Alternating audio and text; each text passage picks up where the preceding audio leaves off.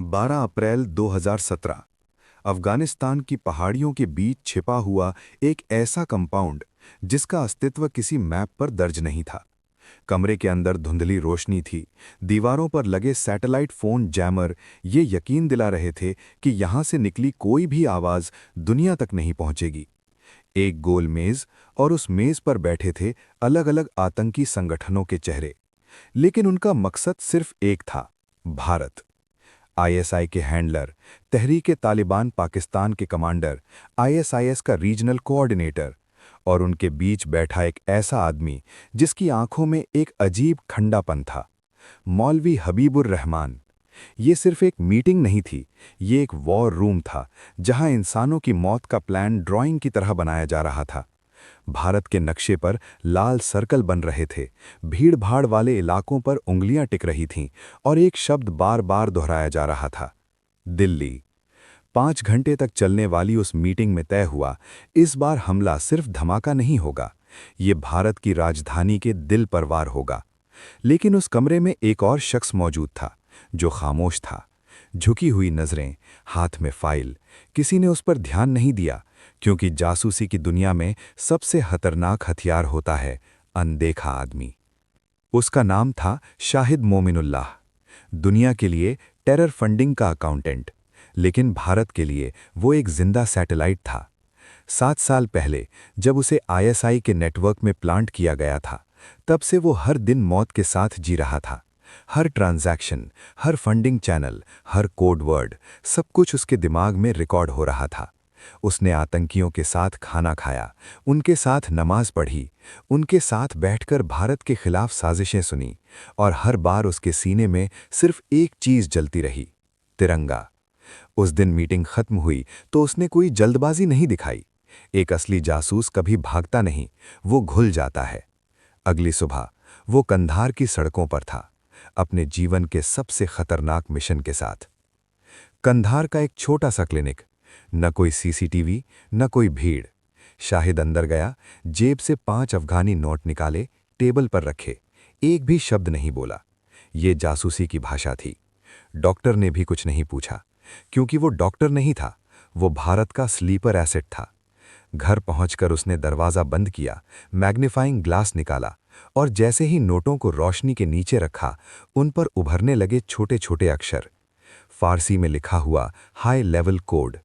ये कोई मैसेज नहीं था, ये दिल्ली की किस्मत का फैसला था। 40 मिनट बाद सफेद कागज पर लिखा था, खिलाड़ी दिल्ली पहुंच चुका है।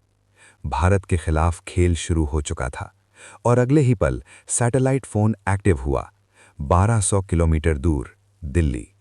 रॉ हेडक्वार्टर, साउथ ब्लॉक की वो इमारत जहां फैसले इतिहास बदलते हैं। सुबह का वक्त था। एक एन्क्रिप्टेड लाइन पर आया मैसेज। ड्यूटी ऑफिसर की आंखें रुक गईं।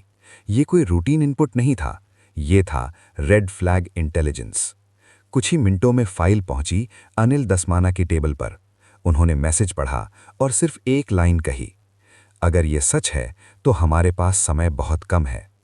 उस दिन एक ऐसा ऑपरेशन शुरू हुआ जो फाइलों में नहीं, छाया में लड़ा जाना था। नाम रखा गया ऑपरेशन वुल्फ हंट। नई दिल्ली, साउथ ब्लॉक, भारत की सबसे सुरक्षित इमारतों में से एक। लेकिन उस सुबह यहां सुरक्षा नहीं, बेचैनी ज्यादा थी। कॉन्फ्रेंस रूम के अंदर बड़े स्क्रीन पर सिर्फ एक लाइन लिखी थी, दिल्ली अंडर थ्रेट। कमरे में बैठे हर अधिकारी को पता था, ये कोई सामान्य अलर्ट नहीं है। दरवाजा खुलता है और अंदर आते हैं अनिल दसमाना। उनके बैठते ही कमरे की आवाजें बंद हो जाती हैं। माथुर खड़े होते हैं और अफगानिस्तान से आया पूरा इनपुट रखते हैं। सर, हमारे पास टारगेट का चेहरा नहीं है, नाम नहीं है, बस इतना पता है कि वो दिल्ली में है और हमला करेगा। कुछ सेकंड के लिए कमरे में खामोशी छा जाती है। दसमाना कुर्सी से आगे झुकते हैं। तो हम एक ऐसे दुश्मन को ढूंढ रहे हैं जो मौजूद भी है और नहीं भी है। स्क्रीन पर डेटा आता है, 15,000 प्लस अफगान स्टूडेंट्स, दिल्ली, नोएडा, गाजियाबाद। ये सिर्फ एक मिशन नहीं था, ये एक इंटेलिजेंस नाइटमेयर था। दसमाना ने धीरे से कहा, आज से रॉ की हर यूनिट का सिर्फ एक टारगेट होगा, इस भूत को ढूंढना। और उसी पल ऑपरेशन वुल्फ हंट आधिकारिक तौर पर एक्टिवेट हो गया। डेटा रूम की लाइट्स कभी बंद नहीं हुई। सैकड़ों फाइलें, passport copy, visa entry, college record, हर अफगानी स्टूडेंट अब एक संभावित संदिग्ध था। लेकिन समस्या सिर्फ संख्या नहीं थी, समस्या थी वे सब कानूनी तौर पर भारत में थे। कोई क्रिमिनल रिकॉर्ड नहीं, कोई ओपन लिंक नहीं। जासूसी की दुनिया में इसे कहते हैं परफेक्ट कवर। माथुर 48 घंटे से सोए नहीं थे। वो व्हाइट बोर्ड के सामने खड़े थे और एक ही सवाल खुद से पूछ रहे थे, अगर मैं एक आतंकी होता तो बिना पकड़े कैसे ऑपरेट करता। और तभी उनकी नज़र बोर्ड पर लिखे एक शब्द पर गई, फंडिंग। उन्होंने खुद से कहा, चेहरा नहीं मिलेगा लेकिन पैसा जरूर मिलेगा, क्योंकि बिना पैसे के कोई हमला नहीं होता। और यही था इस ऑपरेशन का पहला असली ब्रेक थ्रू। रॉ का फाइनेंशियल सर्वेलेंस सेल, जहां गोलियों से नहीं नंबर्स से लड़ाई होती है। इस मिशन के लिए चुना गया शैलीश अय्यर को, एक ऐसा अफसर जो बैंकिंग सिस्टम में छिपे झूठ को पढ़ सकता था। उसे सिर्फ एक काम दिया गया, मुझे एक ऐसा ट्रांजैक्शन ढूंढ कर दो जो सामान्य दिखे लेकिन हो नहीं। दिन बीतते गए, हजारों एंट्री स्कैन हुई, कुछ नहीं मिला। और फिर एक रात एक जूनियर ने कहा, सर ये देखिए, मार्च 2017, $600 ट्रांसफर। ना कोई बड़ी रकम, ना कोई बड़ा शहर, अफगानिस्तान का एक छोटा सा पहाड़ी गांव। शैलेश की आंखों में चमक आ गई, क्योंकि इंटेलिजेंस की दुनिया में छोटा पैसा सबसे बड़ा राज छुपाता है। रिवर्स ट्रैकिंग शुरू हुई, लेयर दर लेयर हटती गई और आखिर में सामने आया दुबई की एक शेल कंपनी। कागज पर मौजूद, असल में गायब। अब खेल दिल्ली से निकलकर दुबई पहुंच चुका था। दुबई, चमक, स्काई स्क्रेपर्स, लग्जरी, और उसी शहर में एक भारतीय जो पिछले 12 साल से अपनी असली पहचान भूल चुका था। नाम रॉबिन। दुनिया के लिए सफल व्यापारी, भारत के लिए डीप कवर रॉ ऑपरेटिव। उसे एक एन्क्रिप्टेड मैसेज मिला, टारगेट शेल कंपनी ओनर।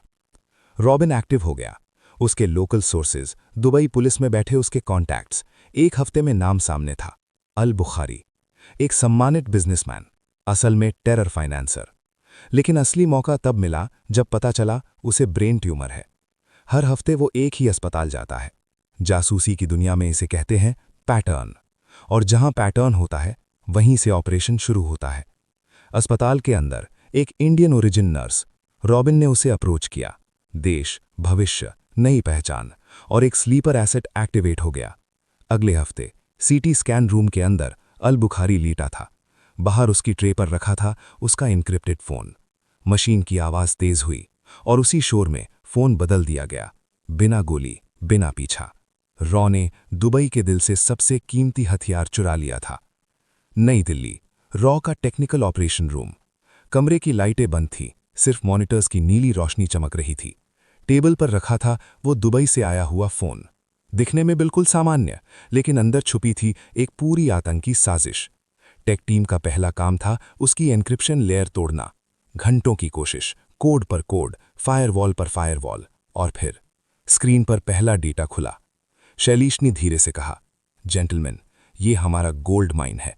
हर चैट, हर कॉल लॉग, हर वॉइस नोट, जैसे किसी ने दुश्मन का दिमाग खोलकर सामने रख दिया हो। मैसेज में बार बार एक कोड वर्ड आ रहा था, स्टूडेंट, और एक लोकेशन, नोएडा। अब ये सिर्फ शक नहीं था, ये कंफर्म हो चुका था कि आतंकी भारत में है और एक इंजीनियरिंग कॉलेज के अंदर बैठा है। लेकिन अभी भी उसकी पहचान एक साए की तरह थी, न नाम न चेहरा, सिर्फ एक कोड नेम। और जासूसी की दुनिया में सबसे खतरनाक दुश्मन वही होता है जिसका नाम नहीं होता। नोएडा, हजारों स्टूडेंट से भरा एक कैंपस, कैंटीन में हंसी, क्लासरूम में लेक्चर, हॉस्टल में रात भर चलती बातें। सब कुछ सामान्य था, लेकिन रॉ की नज़र में ये एक संभावित वॉर जोन था। हर अफगानी स्टूडेंट की फाइल फिर से खोली गई। Admission date, fees payment mode, local guardian, attendance, छोटे से छोटा पैटर्न खोजा जा रहा था। लेकिन दुश्मन बहुत चालाक था। उसने अपनी पहचान को सिस्टम के अंदर ऐसे छुपाया था जैसे समुद्र में एक बूंद। दिन बीतते गए और ऑपरेशन फिर से स्लो हो गया। लेकिन तभी शैलेश ने एक नया ऑर्डर दिया, फोन में मिले हर नंबर को सर्वेलेंस पर डालो। ये एक लंबा खेल था जहां धैर्य ही सबसे बड़ा हथियार था। 15 सितंबर 2017, आधी रात। रॉ हेडक्वार्टर का साइलेंस अचानक टूटता है। एक जूनियर ऑफिसर चिल्लाता है, सर, हमें इंटरसेप्शन मिला है। शैलेश 15 मिनट में ऑफिस पहुंचते हैं। ऑडियो प्ले होती है, आवाज धीमी, कोड वर्ड में बात। मेले की तैयारी हो गई है क्या? सामान मिलते ही काम तमाम। ये कोई आम बातचीत नहीं थी, ये हमला था जो शब्दों में छुपा था। टेक टीम ने तुरंत लोकेशन ट्रायंगुलेट की। 1 नंबर अफगानिस्तान का वही पहाड़ी गांव, दूसरा नंबर नोएडा कॉलेज के आसपास एक्टिव। कमरे में बैठे हर अधिकारी को पता था टारगेट मिल चुका है। कुछ ही मिनटों में डेटा स्क्रीन पर था, नाम, फोटो, बैंक डिटेल। उज़ैर काफी। महीनों से जिस साये का पीछा किया जा रहा था, अब उसका चेहरा सामने था। लेकिन असली चुनौती अब शुरू हुई थी। फाइल लेकर माथुर पहुंचे अनिल दसवाना के केबिन में। उन्होंने पूरी रिपोर्ट पढ़ी और कुर्सी पर पीछे झुक गए। हम इसे ऐसे नहीं उठा सकते। कमरे में सन्नाटा छा गया, क्योंकि कारण साफ था। उज़ैर भारत में एक लीगल स्टूडेंट था। अगर रॉ उसे गायब करती तो international media, human rights, diplomatic crisis, Bharat कटघरे में खड़ा होता। उनके पास इरादे का सबूत था, लेकिन फिजिकल एविडेंस नहीं। और कानून की दुनिया में इरादा नहीं, सबूत चलता है। अब रॉ को एक ऐसा प्लान बनाना था जिसमें आतंकी भी पकड़ा जाए, हमला भी रुके और भारत पर उंगली भी न उठे। माथुर ने धीरे से कहा, हमें इसे रंगे हाथों पकड़ना होगा। और यहीं से जन्म हुआ ऑपरेशन के सबसे खतरनाक फेज का। दिल्ली की तंग गलियां, पुरानी किताबों से भरा एक कमरा, दीवार पर टंगी भारत की मैप। 23 साल का एक लड़का, सोहेल खान, 3 बार यूपीएससी का इंटरव्यू देकर फेल हो चुका था। टेबल पर पड़ी रिजेक्टेड मार्कशीट और आंखों में एक ही सवाल, क्या मैं अपने देश के किसी काम का नहीं? उसी दिन उसके दरवाजे पर दस्तक होती है। 2 लोग अंदर आते हैं, साधारण कपड़े, साधारण चेहरा। लेकिन जब टेबल पर रखा जाता है रॉ का आइडेंटिटी कार्ड, तो उसकी सांस रुक जाती है। शैलेश उसकी आंखों में देखते हुए कहते हैं, ये नौकरी नहीं है, ये मिशन है, और इसमें जान भी जा सकती है। कुछ सेकंड की खामोशी, और फिर सोहेल का जवाब, सर, मेरे पास खोने के लिए कुछ नहीं है, लेकिन देश के लिए करने को सब कुछ है। उस पल रॉ को एक एजेंट नहीं मिला था, उन्हें मिला था एक जज्बा। नोएडा का वही इंजीनियरिंग कॉलेज, जहां एडमिशन महीनों पहले बंद हो चुके थे। लेकिन इंटेलिजेंस ऑपरेशन में नामुमकिन शब्द नहीं होता। शैलेश एक लोकल गार्जियन बनकर सोहेल को लेकर प्रिंसिपल के ऑफिस पहुंचते हैं। प्रिंसिपल साफ मना कर देता है, अब एडमिशन नहीं हो सकता। शैलेश मुस्कुराते हैं, टेबल पर झुकते हैं और धीरे से कहते हैं, पिछले साल हॉस्टल से जो ड्रग रैकेट पकड़ा गया था, उसकी फाइल अगर खुल गई तो? प्रिंसिपल का चेहरा पीला पड़ जाता है। तभी फोन बजता है। लाइन पर एक केंद्रीय मंत्री, सिर्फ एक लाइन, कोऑपरेट। अगले दिन सोहेल उसी क्लास में बैठा था जहां उज़ैर काफी पढ़ता था। रॉ ने बिना शोर किए अपने आदमी को दुश्मन के बिल्कुल पास बिठा दिया था। उज़ैर, एक अनजान देश में अकेला, कम बोलने वाला, भीड़ से दूर रहने वाला। लेकिन सोहेल ने उसे वही दिया जिसकी उसे सबसे ज्यादा जरूरत थी, अपनापन। कभी नोट्स देना, कभी कैंटीन में चाय पिलाना, कभी पुरानी दिल्ली घुमाने ले जाना। धीरे धीरे उज़ैर की दीवारें गिरने लगीं। जासूसी की दुनिया में ये सबसे कठिन स्टेज होती है, किसी के दिल में जगह बनाना। एक दिन उज़ैर ने खुद कहा, भाई, मुझे हॉस्टल छोड़ना है, कोई कमरा दिलवा दो। रॉ के ऑपरेशन रूम में ये खबर पहुंचते ही सब समझ गए, टारगेट मूव करेगा, और जहां टारगेट मूव करता है वहीं जाल बिछाया जाता है। लाजपत नगर की एक साधारण सी बिल्डिंग, लेकिन उस दिन वहां जो सेटअप था वो किसी मिलिट्री ऑपरेशन से कम नहीं था। सड़क पर सब्जी बेचने वाला, चाय वाला, रिक्शा वाला, सब अंडरकवर। कमरे के सामने वाली बिल्डिंग में लॉन्ग रेंज कैमरे, छत पर स्नाइपर कवर, पास की गली में क्विक रिएक्शन टीम। उज़ैर जब पहली बार उस कमरे में दाखिल हुआ तो उसे लगा उसे उसका सेफ हाउस मिल गया है, लेकिन असल में वो रॉ का कंट्रोल्ड केज था। इंटरसेप्टेड कॉल में उज़ैर ने कहा, मेरे 3 टारगेट हैं, आईजीए एयरपोर्ट, एक बड़ा मॉल और एक मार्केट। ऑपरेशन रूम में बैठे अफसरों की मुट्ठियां भींच गईं। समय बहुत कम था, अब सिर्फ एक चीज बाकी थी, उसे सबूत के साथ पकड़ना। और इसके लिए रॉ ने इतिहास का सबसे खतरनाक गेम खेलने का फैसला किया, उसे खुद बॉम्ब देना। लाजपत नगर का वो कमरा, शाम का वक्त, टेबल पर रखी 2 चाय और 2 चेहरे, एक असली, एक मिशन पर। सोहेल जानता था अब दोस्ती से आगे बढ़ने का समय आ गया है। उसने अचानक कप टेबल पर पटका, चेहरे पर गुस्सा, आंखों में आंसू। तुम नहीं समझोगे उज़ैर, 2002 में मेरे मामू को जिंदा जला दिया गया था, आज तक इंसाफ नहीं मिला। कमरे में सन्नाटा छा गया। ये सिर्फ एक डायलॉग नहीं था, ये एक मनोवैज्ञानिक ट्रिगर था। उज़ैर के अंदर बैठा कट्टरपंथी इस दर्द से जुड़ गया। उसने सोहेल के कंधे पर हाथ रखा और कहा, जहां इंसाफ नहीं मिलता वहां इंसाफ छीनना पड़ता है। यही वो पल था जो रॉ महीनों से इंतजार कर रहा था। उज़ैर ने पहली बार खुलकर कहा, अगर हिम्मत है तो मुझे बॉम्ब दिलवा दो। मछली अब कांटे को निगल चुकी थी। रॉ हेडक्वार्टर, एक हाई लेवल मीटिंग। फैसला लिया गया, उसे कंट्रोल्ड एक्सप्लोजिव दिया जाएगा। कॉल किया गया भारत के टॉप मिलिट्री साइंटिस्ट्स को। कुछ दिनों बाद एक काला बैग टेबल पर रखा था। वजन असली आरडीएक्स जितना, सर्किट असली जैसा, डेटोनेटर असली जैसा, लेकिन उसकी वायरिंग को इस तरह डिजाइन किया गया था कि वो कभी फट ही नहीं सकता था। ये सिर्फ एक डमी नहीं था, ये एक कानूनी सबूत था। अब अगर उज़ैर इसे स्वीकार करता है तो वो खुद अपने खिलाफ गवाही देगा। ऑपरेशन का सबसे खतरनाक दिन तय हो चुका था। 12 दिसंबर 2017 सुबह सोहेल के हाथ में वही काला बैग था। उसके कदम भारी थे, क्योंकि आज वो सिर्फ एक एजेंट नहीं था, वो मौत के सामने चल रहा था। उसके पीछे सिविल ड्रेस में 30 से ज्यादा कमांडोज, छतों पर स्नाइपर्स, गाड़ियों में क्यूआरटी, ड्रोन सर्वेलेंस। पूरा लाजपत नगर एक साइलेंट वॉर जोन बन चुका था। सोहेल कमरे में दाखिल हुआ। उज़ैर की नजर सीधा बैग पर। सामान लाया? बैग खुला और उज़ैर की आंखों में चमक आ गई। उसने बॉम्ब उठाया और उसे चेक करने बाथरूम में चला गया। यही रॉ का सिग्नल था। सोहेल बाहर निकला। अजय ने हाथ उठाया, गो गो गो। कमांडोज दरवाजा तोड़कर अंदर घुसे, लेकिन उज़ैर खिड़की तोड़कर कूद चुका था। अब शुरू हुआ दिल्ली की गलियों में सबसे खतरनाक पीछा। तंग गलियां, भागता हुआ उज़ैर, पीछे कमांडोज। वो एक अंडर कंस्ट्रक्शन बिल्डिंग में घुस गया। चारों तरफ से घेराबंदी। अजय अंदर पहुंचे और सामने का दृश्य देखकर रुक गए। उज़ैर, हाथ में बॉम्ब, अंगूठा डेटोनेटर पर। आगे मत आना, सब उड़ जाएंगे।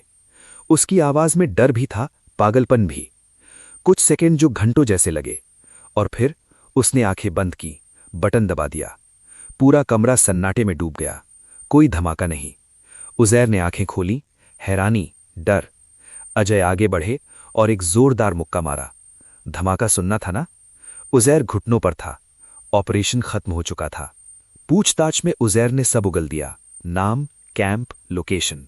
भारत ने ये इंटेलिजेंस इंटरनेशनल एजेंसीज के साथ शेयर की, और कुछ ही हफ्तों में अफगानिस्तान के पहाड़ों में कई आतंकी कैंप्स खत्म कर दिए गए। और सुहेल, वही लड़का जो खुद को असफल समझता था, उसे भारत सरकार ने वही सम्मान दिया जिसका उसने सपना देखा था। वो बन चुका था एक अनजान हीरो। जंग सिर्फ बॉर्डर पर नहीं लड़ी जाती। कुछ जंगें क्लासरूम में होती हैं, कुछ दोस्ती के नाम पर, और कुछ खामोशी में।